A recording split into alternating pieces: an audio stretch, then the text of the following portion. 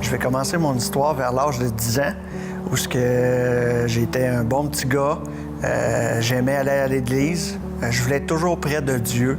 À cet âge-là, je voulais avoir comme métier être pape, parce que je me disais que c'était lui qui était le plus près de Dieu.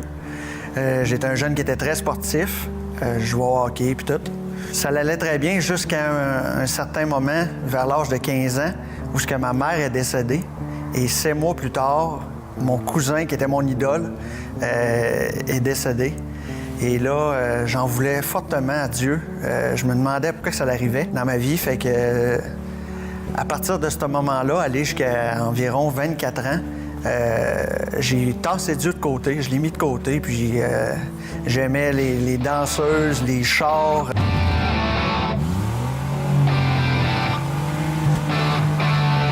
Je travaillais dans une shop, puis il y avait une femme qui était carrément différente de toutes les personnes que je connaissais. Puis elle riait pas mes jokes déplacés, puis je l'avais invitée à souper. Puis elle s'en revient de bord, puis elle me dit non, elle dit j'irai pas souper avec toi, mais je t'invite à un déjeuner témoignage. Puis ce déjeuner-là a fait que, à la suite du déjeuner, son père m'a posé comme question si tu meurs ce soir, Stéphane, où vas-tu et pourquoi? Puis moi, je lui ai répondu parce que je suis un bon petit gars, parce que je me bats pas trop dans les bars, parce que je suis correct, je mérite d'aller au ciel.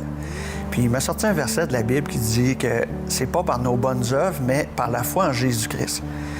Puis là, je lui ai dit comme ça, je vais pas au ciel. Il m'a répondu non, tu vas pas au ciel.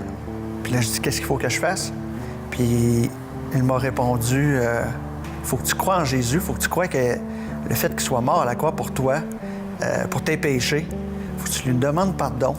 Quelques heures après, peut-être 2 heures après, je suis arrivé dans mon petit appartement de Saint-Romuald, puis j'étais à genoux sur mon lit, puis je suis parti à brailler, puis j'ai donné ma vie à Dieu. Je lui ai demandé pardon pour mes péchés que j'avais commis, puis je lui ai dit que je voulais l'avoir comme Seigneur de ma vie. Puis à partir de ce moment-là, ma vie, elle a changé. J'ai eu la paix en dedans de moi, puis je savais que si je mourais ce soir, que j'allais aller au ciel avec lui.